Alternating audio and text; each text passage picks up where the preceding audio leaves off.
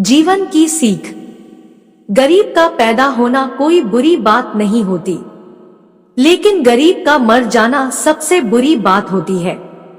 इसी विचार से प्रेरित अमित बचपन से ही पढ़ाई में और उन सभी चीजों में जी जान से मेहनत करता आया था, जिनकी वजह से वो ज्यादा पैसे कमा पाए।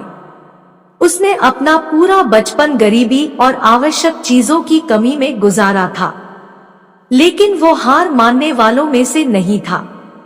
अगर सही दिशा में मेहनत की जाए तो मेहनत रंग जरूर लाती है। अमित भी पढ़ लिख कर इस काबिल बन गया कि उसे किसी अच्छी मल्टीनेशनल कंपनी मिल सके और उसे एक अच्छी नौकरी मिल भी गई। अमित ने एक करके अपने सपने पूरे करने का सफर शुरू किया। पहले छोटे छोटे सपने पूरे किए, फिर सही उम्र होने की वजह से शादी कर ली। अगले ही साल एक सुंदर बच्चे का बाप भी बन गया, लेकिन इन सब में उसके सपने पूरे करने का सफर रुक गया।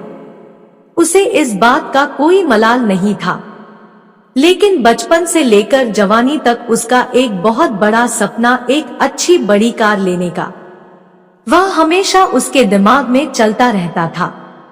बचपन से लेकर आज तक जब भी वह किसी अच्छे कार को रास्ते से गुजरते हुए देखता तो पल भर के लिए वहीं पर रुककर उसे ताकता रहता था। जैसे जैसे दिन बीते जा रहे थे उसका यह सपना उसे सोने नहीं दे रहा था। उसने इस सपने को पूरा करने की ठानी और थोड़े थोड़े पैसा जमा करना शुरू किए। कुछ वर्षों में उसने इतने पैसे जमा कर लिए कि वह अपने सपनों की कार ले सके, और एक दिन वह सारे पैसे समेटकर उस कार को अपने घर पर ले आया। उस कार में बैठकर उसे लगता कि उसने जीवन में कुछ बड़ा हासिल कर लिया है। उसे जीत की संतुष्टि मिलती जो कुछ हासिल करने पर मिलती है। वो जितना प्यार अपने 5 साल के बेटे के साथ करता, उतना ही प्यार अपनी कार से भी करता था। हर दिन खुद अपने हाथों से कार को धोता और उसके हर पार्ट को अच्छे से चेक करता। एक दिन वो अपनी कार को धो रहा था, साथ में उसके 5 साल का बेटा भी कार के आगे पीछे खेल रहा था। अचानक उसे कोई आवाज सुनाई दी। उसने कार के उस तरफ जाकर देखा जहां उसका बेटा कार पर पत्थर से खरोच रहा था। अमित को लगा जैसे उसका सर गुस्से से फट जाएगा। उसने बेटे को हाथ को काफी जोर से पकड़ा और उसे बुरा भला कहने लगा। बच्चा दर्द के मारे रोए जा रहा था, लेकिन अमित का गुस्सा शांत नहीं हो रहा था। 2-3 मिनट बाद जब उसने बच्चे का हाथ छोड़ा तो उसे समझ में आया कि ज्यादा जोर लगाने की वजह से बच्चे की हाथ की उंगली टूट गई। जैसे ही अपनी गलती का एहसास हुआ, वह अपने बच्चे को लेकर अस्पताल गया। बच्चे की उंगली टूट जाने की वजह से प्लास्टर बांध दिया। जब अमित अपने बच्चे को मिलने गया तो बच्चे ने पूछा कि पापा मेरी उंगली कब ठीक होगी। वो उसके सवाल का कोई जवाब नहीं दे सका और बाहर आकर अपने किए पर पछताने लगा।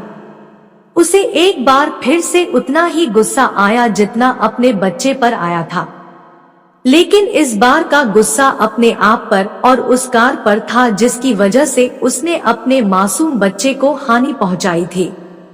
वो गुस्से को शांत करने के लिए पार्किंग में पहुंचा जहां पर अपनी कार लगाई थी। वहां जाकर कार पर लात घुसे बरसाने लगा। इसी बीच उसकी नजर गाड़ी के उस हिस्से पर पड़ी जहां पर उसके बच्चे ने पत्थर से कुरेद कर कुछ लिखा था। उसने जब ध्यान से पढ़ा तो वहां लिखा था आई लव यू पापा। उसे पढ़कर अमित की आंखें और दिल दोनों रोने लगे।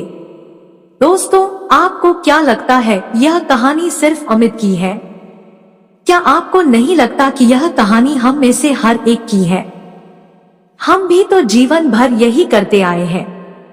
हम जीवन भर उन चीजों के पीछे भागते हैं जिनकी हमें चाहत है, चाहे वह हमारे लिए इतने महत्वपूर्ण ना हो, और ऐसी चीजों के लिए हम अपने जीवन की उन महत्वपूर्ण चीजों को नजरअंदाज कर देते हैं या खो देते हैं, जो हमें आशीर्वाद के रूप में मिली होती है और कितना भी पैसा खर्चा करने से भी वापस नहीं मिलती है।